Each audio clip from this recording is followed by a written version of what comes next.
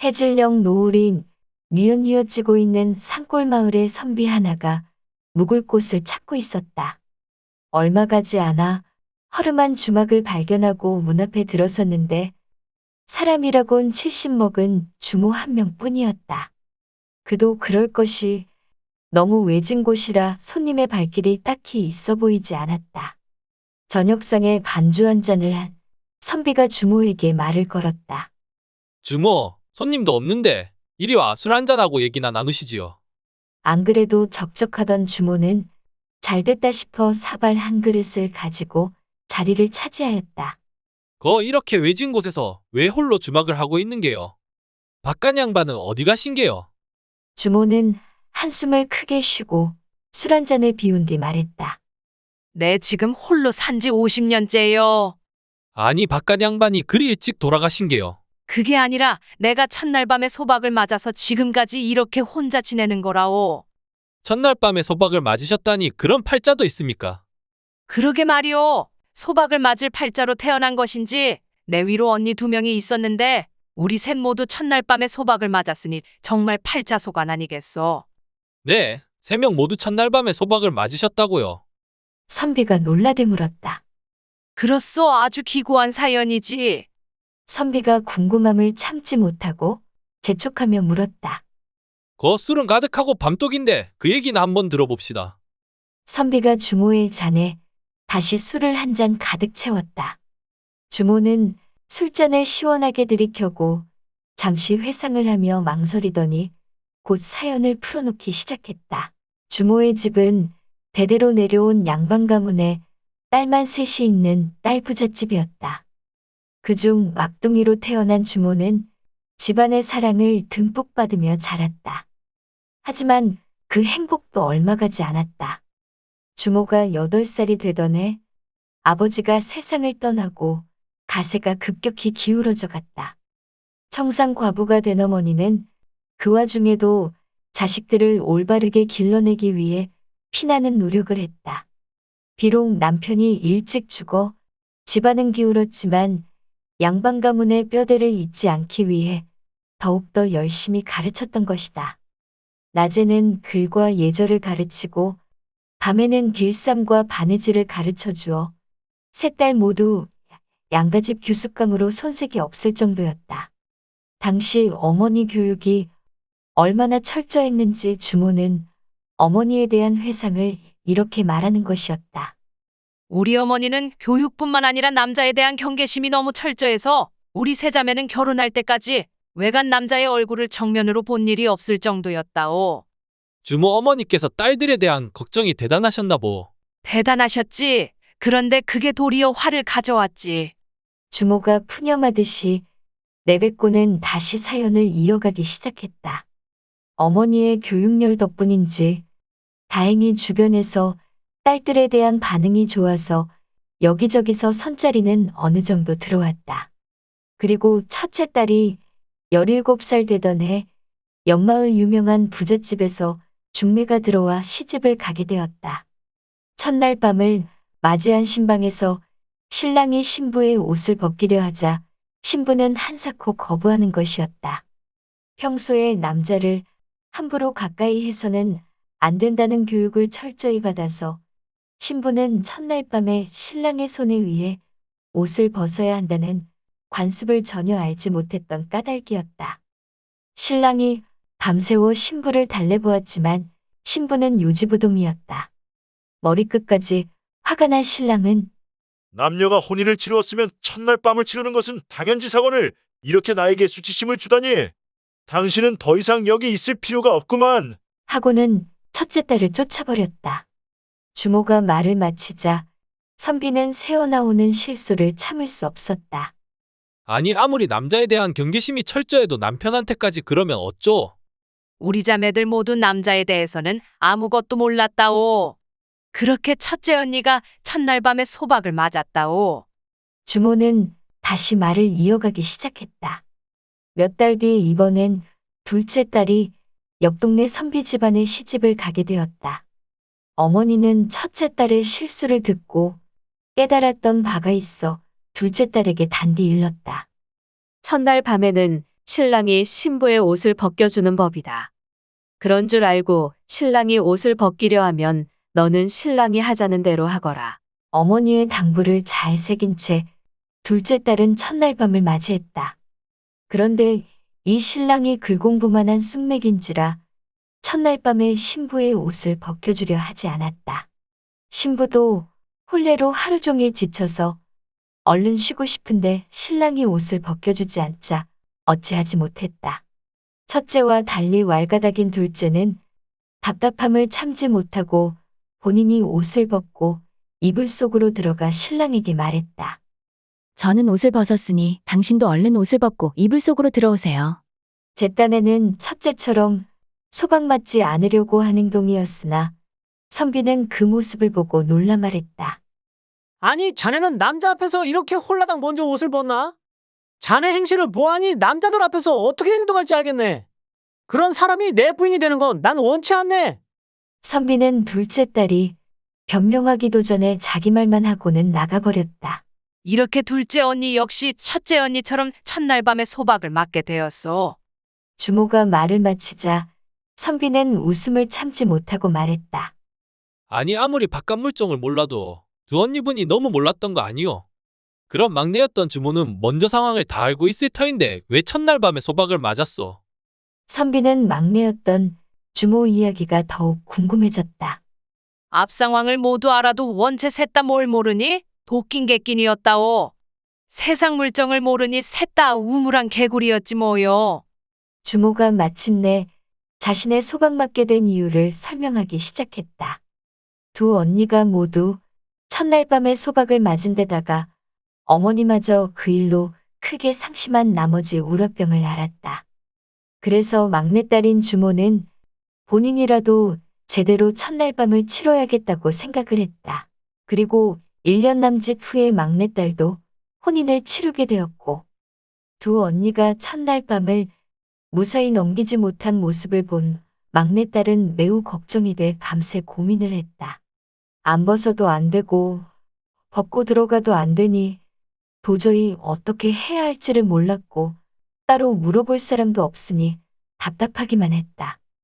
드디어 첫날 밤이 되어서 신방 앞에 머물던 막내딸은 나름 묘수를 떠올렸다. 상의는 벗고 하의는 입고 들어간 것이다. 첫날 밤에 소박 맞는 것을 피해보고자 제정신이 아닌 행동을 한 것이다. 신랑은 그 모습을 보고 눈이 동그라졌다. 아니 이게 무슨 해괴망측한 행동입니까? 아니 왜 옷을 반만 입고 들어오는 거요? 신랑은 막내딸을 미친 사람 쳐다보듯이 보고는 그대로 줄행랑을 쳤다.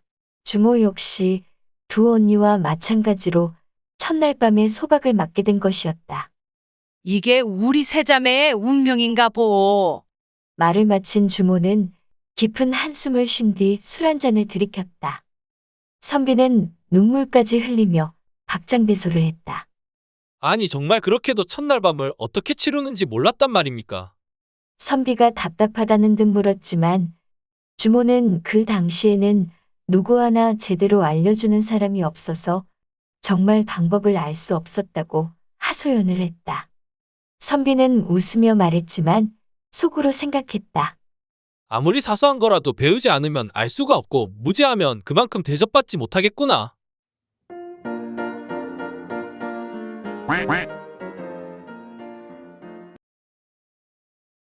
옛날에 늙는 것을 놓고 몹시 고민하는 한 젊은 사내가 있었습니다. 늙는다는 것은 무엇일까? 나이가 들어도 젊은 모습으로 살 수는 없을까? 그는 여러 방면으로 그 궁금증을 풀려고 했지만 도무지 뾰족한 답을 얻을 수가 없었고 사내는 그 답을 얻기 위해 이곳저곳을 떠돌아다녔습니다. 하루는 어느 마을을 여행하다가 이마에 주름살이 많은 백발의 한 노인을 발견했습니다. 저 노인은 나이가 아주 많겠는걸. 저 노인이라면 내 궁금증을 풀어줄지도 모르겠다. 사내는 노인에게 다가가 자신이 궁금해하는 것을 물어보았고 그랬더니 노인은 의외의 답을 하였습니다. 젊은이, 미안하네. 나는 자네가 생각하는 것보다 이 인생을 덜 살았네. 그래서 답을 줄 수가 없구만. 우리 둘째 형님은 나보다 오래 사셨으니 답을 알려줄지도 모르겠네. 한번 찾아가서 여쭤보게나. 사내는 노인이 가르쳐 준 대로 둘째 형님의 집을 찾아갔습니다. 그런데 그 집에서 나온 사람은 방금 전에 만났던 노인보다 훨씬 젊었습니다. 안녕하세요, 어르신. 제가 방금 어떤 노인을 만나고 궁금한 것을 여쭤보았는데 그분이 이곳을 알려주어서 찾아오게 되었습니다. 사내는 자신이 찾아오게 된 경위를 말하자 둘째 형님이라는 노인이 말을 했습니다. 나도 내 동생처럼 아직 인생 경험이 모자라서 자네의 궁금증을 풀어줄 수가 없겠네. 우리 큰형님을 찾아가 보게나. 사내는 그렇게 큰형님이라는 사람의 집으로 찾아갔고 거기서는 앞서 만났던 두 노인보다 훨씬 젊은 사람이 사내를 맞이했습니다. 어르신이 삼형제 중 제일 큰 형님이신가요? 그렇다네. 내가 우리 형제들 중 제일 맞을세. 알 수 없는 일이었습니다. 그 노인 삼형제는 나이가 많을수록 더 젊었기 때문입니다. 사내는 고개를 갸웃거리며 큰형님이라는 노인에게 물었습니다. 정말 신기하네요. 저는 방금 두 아우분들을 만나고 오는 길입니다만 어떻게 형님이라는 분들이 더 젊으신가요? 그러자 큰형님이 껄껄 웃으며 대답했습니다. 허허, 그 이유를 설명하자면 좀 복잡한데, 그럼 내가 직접 보여줄 테니 나를 따라오게나. 큰형님은 사내를 안으로 들어오게 했고 자기 아내를 부르며 말했습니다. 여보, 집에 손님이 오셨소. 잘 익은 수박 한 통만 내주시오. 사내는 큰형님의 아내 역시 젊은 것을 보고 깜짝 놀랐습니다. 틀림없이 무슨 비밀이던지 묘역이 있겠구나. 사내는 집안을 요리조리 살펴보았고 큰 형님의 아내는 재빨리 잘 익은 수박 한 덩이를 들고 나와 탁자 위에 공손히 올려놓았습니다. 그러고는 아내가 칼로 수박을 자르려고 하자 큰 형님이 점잖게 말했습니다. 내가 보기에 이 수박은 설 익은 것 같구려. 손님에게 그런 수박을 드린다면 예의가 아니니 다른 곳으로 바꿔다 주겠소. 네, 알겠어요, 여보. 그렇게 아내는 공손하게 대답하고 부엌으로 가더니 다시 수박 한 덩이를 들고 와 탁자 위에 살며시 놓았습니다. 오, 이번에도 수박이 설 익은 것 같구려. 이것도 맛이 없겠구만. 여보, 미안하지만 다른 곳으로 다시 바꿔다 주겠소. 그러기를 수십 차례 거듭한 끝에 비로소 큰 형님은 아내에게 수박을 자르게 했고 그럴 때까지 아내는 푸념 한마디 없이 남편의 말을 고분고분 따랐습니다. 그러다가 사내는 문득 이상한 점을 발견했는데 그 집에는 수박이 단 한 통밖에 없었던 것이었습니다. 즉, 아내는 남편이 요구할 때마다 같은 수박을 가지고 부엌과 방 사이를 들락날락 했던 것이었습니다. 거참 이상하네. 저 부인은 왜 수박 한 통 가지고 다른 수박인 것처럼 행동했을까? 사내는 궁금하였지만 물어보지 않았고 큰형님은 아내가 잘라놓은 수박을 먹은 뒤 사내를 데리고 둘째 집으로 갔습니다. 형님, 어서 오세요. 여보, 형님이 오셨으니 잘 익은 수박 한 통을 내오시구려. 둘째 아우는 형님이 오자 반갑게 맞이하며 아내를 불렀고 아내는 그 말을 듣고 조금은 퉁명스럽게 대꾸했습니다. 알았으니 기다리세요. 그런 둘째 형님의 아내를 본 사내는 속으로 생각하였습니다. 이 형제네는 아내분들도 나이가 들수록 더 젊어 보이네. 그럼 막내 형님의 아내분이 제일 늙어 보이려나? 잠시 후 아내가 수박을 갖고 나오자 둘째가 약간은 퉁명스럽게 말했습니다. 이 수박은 설 익은 것 같으니 다른 수박을 내오구려. 다 비슷한 것 같은데 그냥 먹지. 부인은 그 말을 듣고 혼잣말로 중얼거리며 다른 수박을 내왔습니다. 어허, 당신 눈이 있는 게요, 없는 게요. 수박이 익었는지 설 익었는지 구분도 못하시오. 이것도 설 익지 않았소. 아내가 수박을 바꿔오자 남편은 이번에도 설 익었다며 아내를 타박했고 다른 것으로 바꿔오라고 재촉하였습니다. 그러기를 5번 정도 거듭하자 부인은 더 못 참겠다는 듯 화를 냈습니다. 아니, 사람을 왜 이렇게 힘들게 만들어요? 이제 우리 집에는 더 이상 다른 수박이 없으니 먹든지 말든지 마음대로 하세요. 아내는 소리를 치며 집을 나가버렸고 남편 역시 화를 내며 고래고래 소리쳤습니다. 자, 이제 우리 막내 아우 집으로 가보세. 그렇게 큰형님은 사내를 데리고 집을 나섰고 사내는 나가다가 부엌을 들여다보니 그곳에는 수박 5통이 있었습니다. 어느덧 막내 아우 집에 다다랐고 그곳은 사내가 처음에 만난 그 노인의 집이었습니다. 큰형님, 어서 오세요.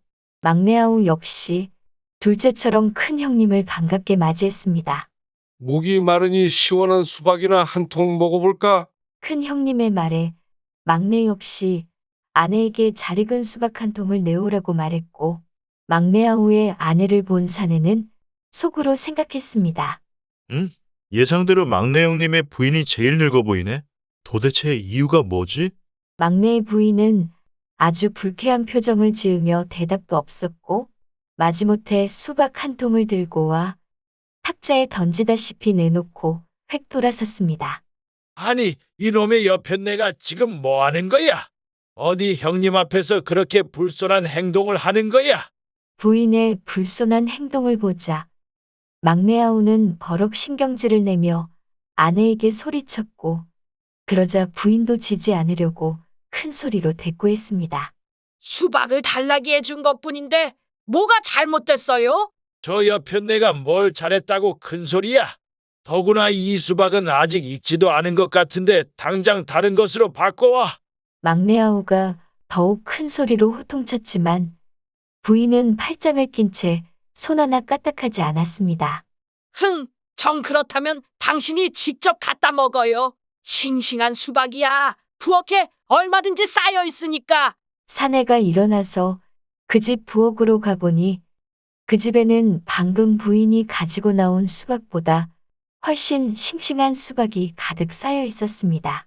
결국 사내와 큰형님은 수박을 한 조각도 얻어먹지 못한 채 막내 아우의 집을 나왔고 큰형님이 사내에게 물었습니다. 이제 자네가 궁금하게 여기는 것에 대해 답을 구했나? 예, 조금은 알 것 같습니다. 나는 지금까지 내가 왜 아우들보다 젊어 보이는지를 직접 보여주었네. 사람이 늙는다는 것은 결코 세월 탓만은 아닐세. 무슨 말인지 알겠나? 사내는 이해했다는 듯 가볍게 고개를 끄덕였습니다. 평생 얼마나 즐겁고 행복하게 사는가. 바로 이것이 사람을 늙지 않게 하는 인생의 보약 같은 것이었습니다.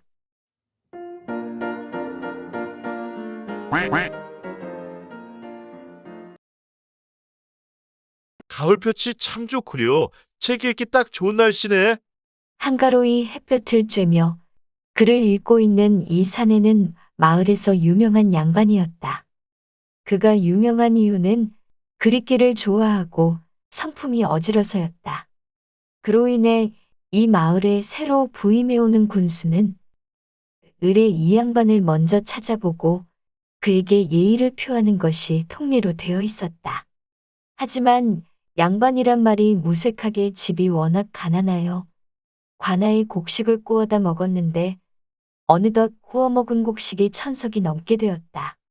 마을 군수도 이 사실을 알고는 있었지만 양반에게 곡식을 갚으라고 독촉하지는 않았다. 어느 날 고을 지역 관찰사가 관아의 황곡장부를 살펴보다 소리쳤다. 아니, 웬 곡식이 이렇게나 비는 것이냐? 아니, 이 양반 놈은 도대체 어떤 작자이길래 군량을 1000석이나 꺼가고 아직도 갚지 않고 있나? 군량을 이렇게나 구워가고 갚지 않으니 도둑놈 아니더냐? 관찰사는 노발대발하며 곡식을 구워간 양반을 잡아와 옥에 가두라고 했다. 평소 군수는 양반을 존경해서 감옥에 가두는 것을 원치 않았지만 그렇다고 관찰사의 명령을 거부할 수는 없었다. 관아로 잡혀가 옥에 갇힐 신세였지만 양반은 아무것도 못하고 밤새 울기만 했다. 그 모습을 본 아내가 답답하다는 듯 말했다. 당신은 평생 앉아서 글 공부만 하더니 이런 상황에서는 아무것도 하지 못하오. 그놈의 양반 하더니 이 양반이라는 게 돈 한 푼 값어치도 안 되는구려. 양반은 아내의 푸념에 화가 났지만 아무 말도 할 수가 없었다. 한편 같은 마을에 신분이 낮은 부자 하나가 있었는데 그의 귀에도 이 소식이 들려왔다. 가만 보자. 나는 돈이 많아도 항상 무시를 당하는데 그 양반이란 작자는 가난해도 존경을 받는단 말이야. 돈도 없고 끼니 걱정해. 매번 곡식은 구워 먹으면서 백성들에게 존경은 한 몸에 받질 않나. 곰곰이 생각하던 부자는 아내를 불러 상의하기 시작했다. 이보게, 우리가 그 양반의 곡식을 대신 갚아주는 게 어떻겠나. 아니, 우리가 왜 그 양반의 곡식을 대신 갚아줍니까? 그동안 우리가 양반 놈들한테 무시당한 게 얼만데. 내 말 한번 잘 들어보소. 그냥 곡식을 갚아주자는 게 아니외다. 곡식을 갚아주는 대신에 양반직을 나한테 팔라는 거지. 양반직을요? 그 양반이 그렇게 할까요? 그렇게 안 하면 어쩌겠소. 곡식을 갚지 않으면 옥에 갇힐 판인데. 이번 기회에 내가 그 양반 곡식을 대신 갚아주고 양반직을 사서 양반 행세해야겠소. 돈도 있겠다. 우리가 그 양반보다 못할 게 뭐예요? 부자는 즉시 양반을 찾아가서 빌린 곡식을 갚아주겠다고 말했다. 정말 내가 빌린 곡식을 전부 갚아주겠단 말이요.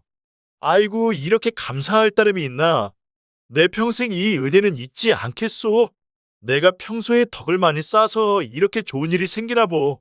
부자의 꿍꿍이도 모른 채 양반이 매우 기뻐하며 부자에게 고마움을 표시했다.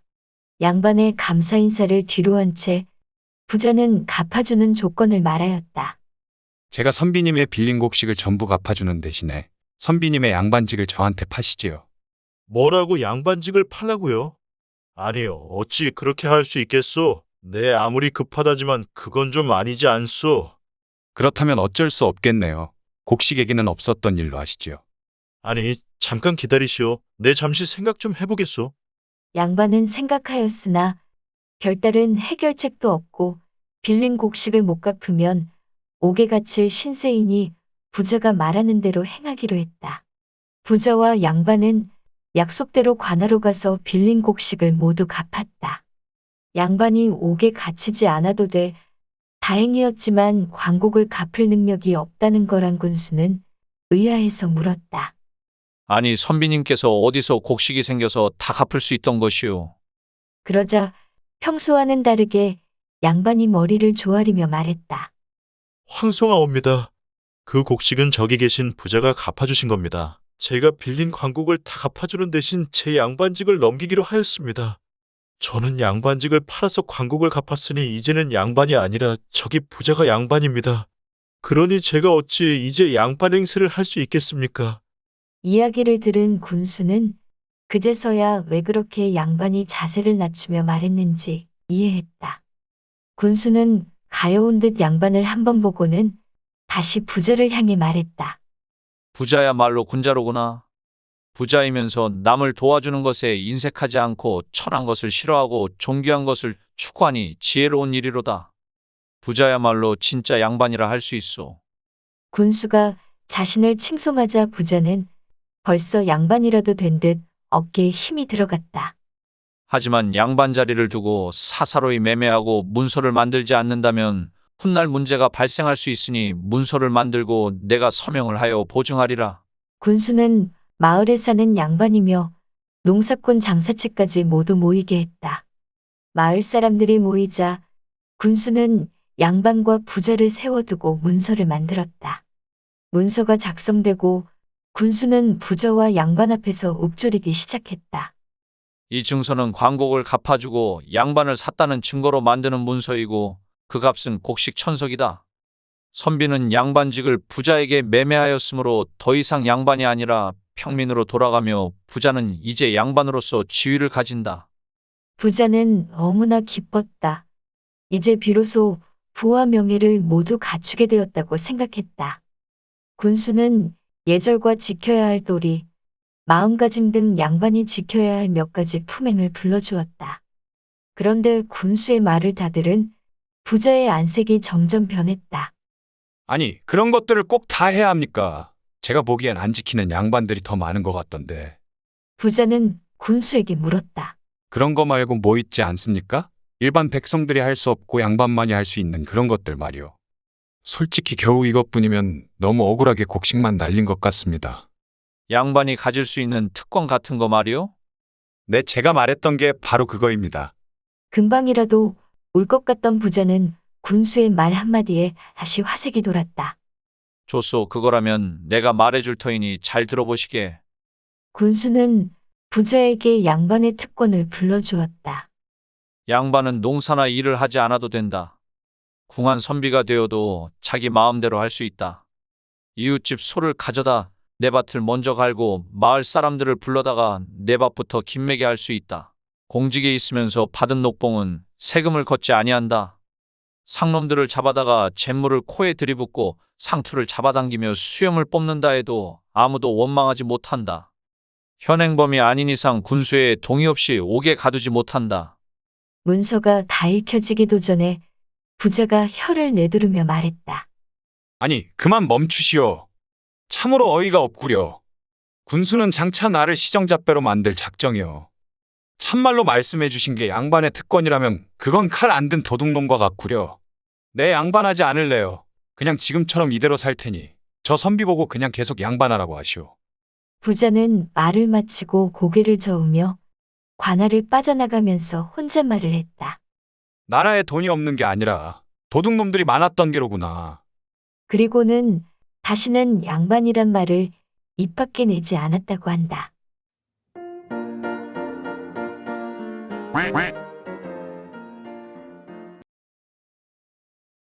옛날 어느 절에 겉으로는 청렴하고 근엄한 척을 하지만 속으로는 욕심이 많은 주지스님이 있었습니다. 그는 시주를 통해 들어오는 것들 중에 맛있는 음식이나 귀한 물건들은 몰래 빼돌려서 욕심을 채우곤 하였습니다. 하하, 이번에 들어온 이 꿀은 맛이 아주 일품이구만. 방에다 숨겨두고 혼자만 먹어야겠다. 그렇게 귀한 꿀을 방 안에 숨겨두고 불경을 들이는 틈틈이 방으로 들어가 꿀을 퍼먹고는 아무 일 없었다는 듯이 다시 본당으로 오곤 하였습니다. 정말 맛있구나. 혼자 먹으니 더 맛있어. 그러던 어느 날 절에서 수행을 하는 스님 중에 머리가 총명하고 눈치가 빠른 젊은 수행승이 절 마당을 쓸고 있다가 주지 스님이 본당과 방을 자꾸 왔다 갔다 하는 것을 보게 되었습니다. 주지 스님이 왜 자꾸 방을 들락날락 거리시지?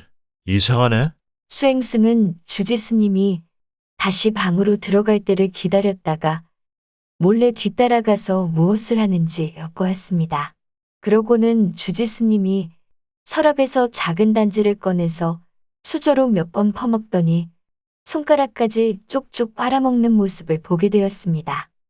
오라! 주지 스님이 서랍 안에 맛있는 것을 숨겨놓고 혼자 먹느라 그렇게 방을 들락날락 하셨구나. 수행승은 그게 뭔지 궁금하였고 다시 마당을 쓸기 시작하였습니다. 방에서 꿀을 퍼먹고 아무 일 없다는 듯 다시 나오는 주지 스님을 보며 수행승은 넌지시 물어보았습니다. 주지 스님, 뭐 드셨습니까? 입가에 뭐가 묻었습니다. 주지 스님은 화들짝 놀라서 소매로 입을 닦으며 말하였습니다. 아, 이거는 약초 달인 물인데 독성이 있어서 젊은 사람들이 잘못 먹으면 죽을 수 있는 것이라네. 나야 오랜 기간 먹어와 내성도 생겨서 괜찮은 거고, 그렇게 말하고는 주지 스님은 황급히 본당으로 들어갔고 그 모습을 본 수행승은 속으로 생각했습니다.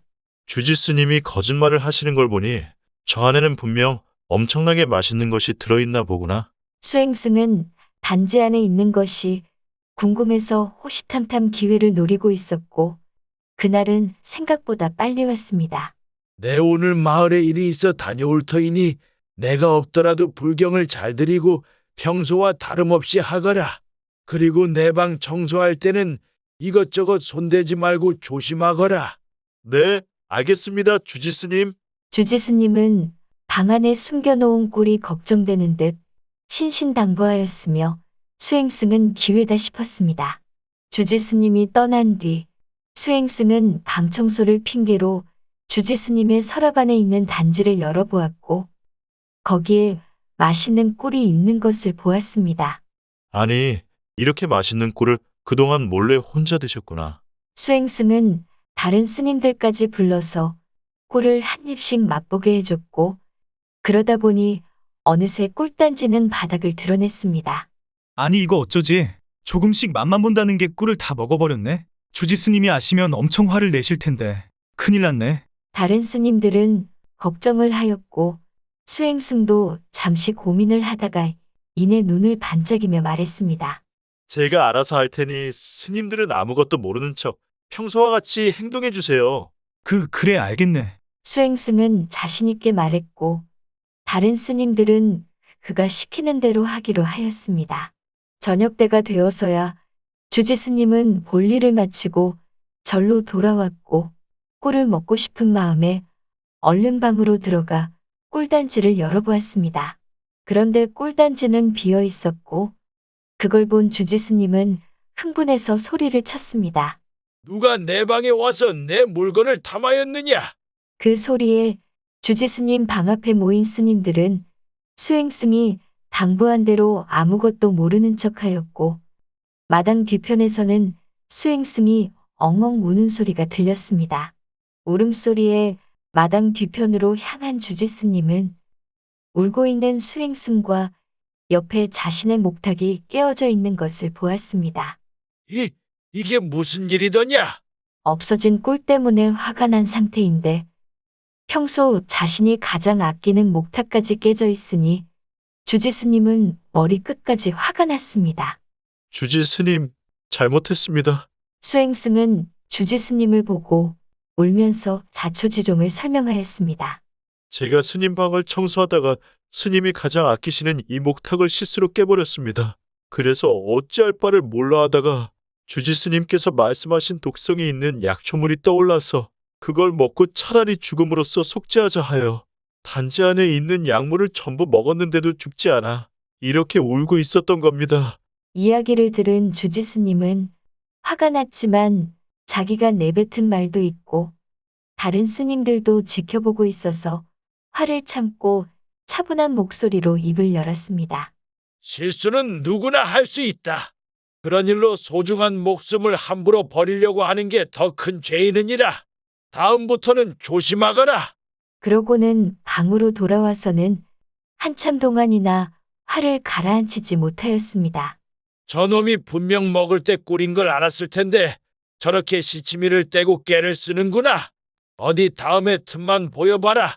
아주 혼쭐을 내줄 테다.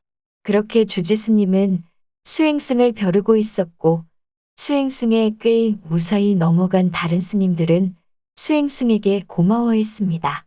그렇게 며칠이 지나서 주지스님과 수행승이 마을에서 시주를 받고 절로 돌아오는 길이었고 그러던 중에 다리가 없는 냇가에 당도했습니다.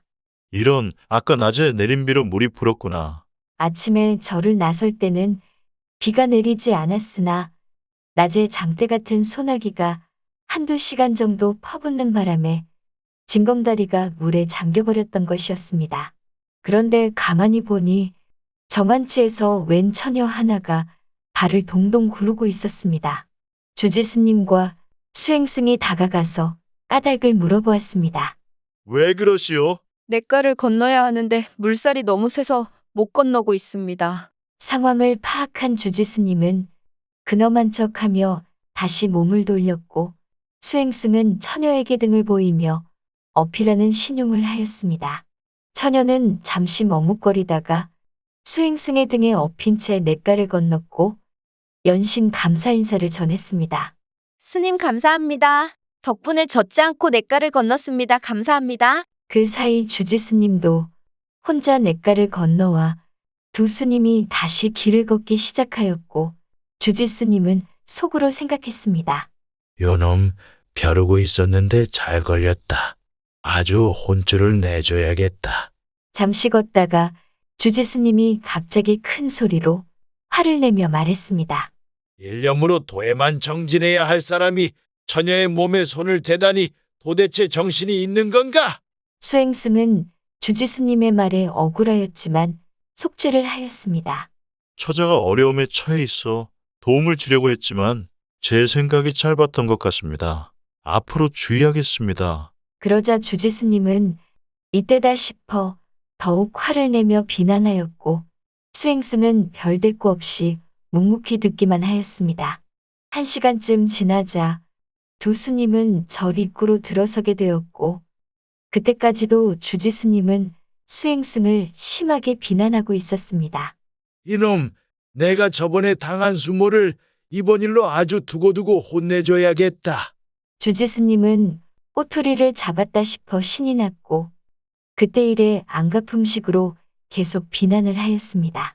그러다가 절 앞에 거의 다다랐을 무렵 아무 말 없이 비난을 듣기만 했던 수행승이 입을 열었습니다.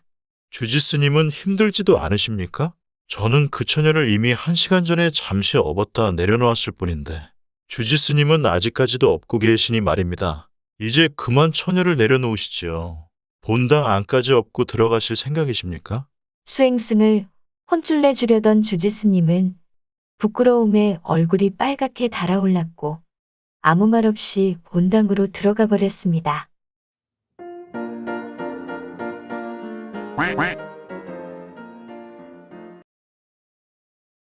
고요한 아침 정적을 깨는 한 아낙네의 목소리가 마을에 울려 퍼졌다.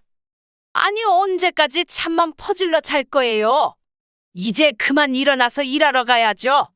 아침부터 아내의 앙칼진 목소리에 남편이 인상을 찡그리며 일어났다. 어제 내가 감따라고 한 건 왜 안 땄어요? 나무 해온 건 왜 정리도 안 하고 그대로 놔둔 거예요? 내가 다 한다니까 왜 이른 아침부터 또 잔소리요. 남편이 잔뜩 짜증 섞인 목소리로 대답했다. 아니 뭘 시켜도 안 하니까 내가 몇 번이나 말하는 거잖아요. 그렇게 답답하면 당신이 하면 되겠구려. 내가 어제 일하고 얼마나 늦게 온 줄이나 아는가? 피곤한 사람 아침부터 깨워서 할 소린가? 남편과 아내의 목소리는 가라앉을 줄 몰랐다. 아버지, 어머니, 서당 다녀오겠습니다. 이제 가니 잘 다녀오도록 해라. 훈장님 말씀 잘 듣고 열심히 하고 오렴. 서당 갈 채비를 마친 아들의 인사소리에 부부가 언쟁을 멈췄다. 그러나 그것도 잠시뿐 아들이 나가자 부부가 다시 목소리를 높이기 시작했다. 도대체 감은 언제 딸 거예요? 아니 이거야 따지 왜 자꾸 익지도 않은 감을 따라고 그러나. 이미 익어서 따도 된다니까 언제까지 미루려고 그래요? 부부는 한치의 양보도 하지 않았다. 에이 이놈의 집구석이 편할 날이 없네. 눈만 뜨면 아내와 서로 으르렁거리니 남편은 집에 있는 게 곤욕이었다. 남편이 더 이상 집에 있기 싫다는 듯 아무 말 없이 옷가지를 들고 집을 나갔다. 어딜 가요? 어제 안 한 거 다 해놓으라니까. 아주 남편이 아니라 왼수야 왼수. 아내는 소리쳤지만 남편은 뒤도 안 돌아보고 나가버렸다. 어느덧 해가 지고 마을에는 어둠이 깔리고 있었다. 아침부터 나갔던 남편이 돌아왔다. 아버지 다녀오셨어요. 아이고 그래 내 새끼. 오늘 서당에서는 공부 잘했느냐? 한껏 취해 기분이 좋은 남편은 꿀 떨어지는 눈빛으로 자식을 바라보았다. 하지만 아내에게는 차가운 눈길조차 주지 않았다. 아니 아침부터 나가서 어디서 술만 처먹고 들어온 거예요? 내가 아침에 몇 마디 했다고 삐쳐서 그러는 거요? 아내가 화가 나서 소리쳤지만 남편은 들은 채 만 채 자식만 데리고 방으로 들어갔다. 아버지, 왜 어머니랑 맨날 싸우셔요? 두 분은 사랑하지 않으세요? 이미 하루 일상이 돼버린 부부의 싸움에 자식이 안타까운 듯 물었다. 사랑, 왜구, 저놈의 옆였네. 아주 지긋지긋하다. 내가 왜 저런 사람이랑 결혼했는지 몰라. 내 한평생 일생에 가장 후회되는 게 지금 네 엄마랑 결혼한 일이야. 남편이 고개를 절레거리며 말하자 자식이 다시 물어봤다. 그럼 아버지는 진짜 사랑한 사람이 있었어요? 평소라면 시답지 않은 소리 말라 했을 텐데 취기가 오른 남편은 자식의 물음에 빙그레 웃으며 대답했습니다. 그럼 아비도 사내인데 사랑하는 사람이 없었겠니? 아주 이쁘고 참한 여인이 있었지. 내가 첫사랑 얘기해주랴. 자식은 말도 없이 초롱초롱한 눈빛을 하며 고개를 끄덕였다. 내가 18살 때였지. 남편이 아련하게 추억을 되살리며 말했다. 마을에서 참하기로 유명한 감나무집 딸이 있었는데 얼마나 인기가 있었냐면 옆마을 총각들까지도 그 처자를 넘볼 정도였지. 얼굴이 이쁜 건 물론이거니와 언제나 상냥하게 웃는 얼굴로 사람들을 대하니 모두들 좋아할 수밖에 없었지. 그럼 아버지도 좋아하셨어요? 자식이 묻자 아버지의 입꼬리가 올라가며 대답했다. 물론 나도 좋아했지. 그 처자를 안 좋아하는 마을 청년을 없었단다. 그런데 그 처자 앞에만 가면 온몸이 덜덜 떨려서 말도 한번 제대로 못 붙여보고 맨날 훔쳐보기만 했단다. 그럼 말 한번 못 걸어보고 맨날 훔쳐만 봤단 말이에요? 아버지도 참 숙맥이셨구려. 남편이 멋쩍은 표정을 지으며 계속 말을 이어갔다. 그런데 어느 날 마을에서 씨름대회가 열렸지. 1년에 한 번 열리는 대회이고 상금으로 소 한 마리가 걸려 있어서 마을에서 힘 좀 쓴다는 청년들은 모두 참가했어. 아버지도 참가하셨어요? 물론 나도 그때만 해도 젊고 힘도 넘쳐서 당연히 참가했지. 남편이 말을 하면서 어깨를 으쓱댔다. 그런데 무엇보다도 청년들이 씨름대회에 참가한 가장 중요한 이유가 있었지. 마을의 모든 처녀들이 구경을 하러 오는데 특히 감나무집 딸에게 잘 보이기 위해서였단다. 거기서 상금을 타면 아무래도 처녀들이 바라보는 눈빛이 틀려지지. 아버지가 상금 타본 경험이 있는 양 자세히 알려주었다. 아버지가 그럼 1등에서 감나무집 딸이랑 만나셨구나. 듣고 있는 자식이 신이 나서 물어보았다. 남편은 머리를 극적이며 말했다. 아니 이아비는 첫판에 져서 상금과 처녀들의 관심은커녕 놀림거리만 됐지. 엥? 뭐라고요? 난 아버지가 멋지게 이겨서 감나무집 딸이 아버지한테 반한 줄 알았네. 자식이 매우 실망한 표정으로 남편을 쳐다보았다. 그래도 인생은 새옹지마라고 하지 않니? 내가 져서 사람들한테 놀림당하고 기분이 안 좋아했을 때 감나무 집딸이 와서 위로해 주었지. 괜히 청년들한테 인기가 많은 게 아니었단다. 얼굴도 이쁜 데다가 마음 씀씀이도 고우니 지금 네 엄마랑은 정반대 되었지. 남편이 아내의 흉을 보자 자식이 미간이 찌푸려졌다. 남편은 못 본 채 하고 이야기를 계속 진행했다. 그 이후로 감나무 집딸과는 많이 가까워졌지. 그때는 정말 내가 세상에서 가장 행복한 남자였단다. 모든 마을 청년들이 나를 어찌나 부러워하던지 내 어깨가 하늘에 닿아 있었지. 그리고 처자가 음식 또한 얼마나 잘 만들던지 특히 시원한 감식회는 정말 일품이었단다. 이미 그 시절로 돌아가 있는 듯한 남편의 표정의 자식은 괜시리 아버지가 얄미웠다. 아니, 그 딸이 그렇게 좋았으면서 왜 지금 엄마랑 결혼하셨어요? 그 감나무집 딸이랑 결혼하지. 빈정거리는 자식의 말투에 아랑곳하지 않고 남편이 대답했다. 그 처자 아버지가 나를 싫어했지. 이미 혼인을 약주한 남정네가 있다고 나랑 헤어지라고 하더구나. 하지만 이미 서로를 깊이 사랑한 나와 그 처자는 절대로 헤어질 수가 없어서 오밤중에 도망갈 계획을 꾸몄단다. 와, 아버지, 무슨 소설 이야기 같아요. 남편도 그 당시 상황에 몰입한 듯 마른 침을 꿀꺽 삼키고 말을 이어갔다. 드디어 둘이서 도망가기로 한 날 밤 그 집 앞에서 처자가 나오길 기다렸지. 그리고 곧 대문이 열리고 사람이 나오는데 나는 까무라칠 뻔했지. 나온 사람은 처자가 아니라 그 처자 아버지였단다. 남편의 말이 끝나자마자 방문이 열리고 아내가 들어왔다. 아니, 지금 이렇게 늦었는데 애 데리고 뭐 하고 있는 거예요? 괜히 애한테 쓸데없는 소리나 하지 말고 얼른 재워요. 한창 이야기가 재밌어지려고 하는 순간 끊기자 자식이 아내에게 말했다. 어머니, 이것만 마저 듣고 잘게요. 아버지, 그래서 어떻게 되었어요? 결국 헤어지게 된 거예요? 아님 둘이 도망간 거예요? 이놈아, 얼른 안 잘 거요. 빨리 자. 아내가 자식을 무섭게 째려보며 말하니 자식은 더 이상 아무 말도 못했다. 당신도 술 먹어서 내일 나무 캐러 못 간다 하지 말고 이거 먹고 얼른 일찍 잠이나 자셔. 그러면서 아내는 남편 앞에 차가운 감식회 한 잔을 던져두고 나갔다. 그 순간까지 아내에게 눈길 한 번 안 주던 남편이 감식회를 보자 방긋 웃으며 말했다. 역시 감식회 하나는 정말 잘 만든단 말이야. 아들이 어이없다는 듯 남편을 보며 말했다. 아버지 그럼 첫사랑이 설마. 그러게 말이다. 그때는 그렇게 이쁘고 좋았는데 지금은 왜 저렇게 돼버렸는지 모르겠네. 남편은 졸려온 듯 하품을 크게 하고 잠자리에 누워버렸다.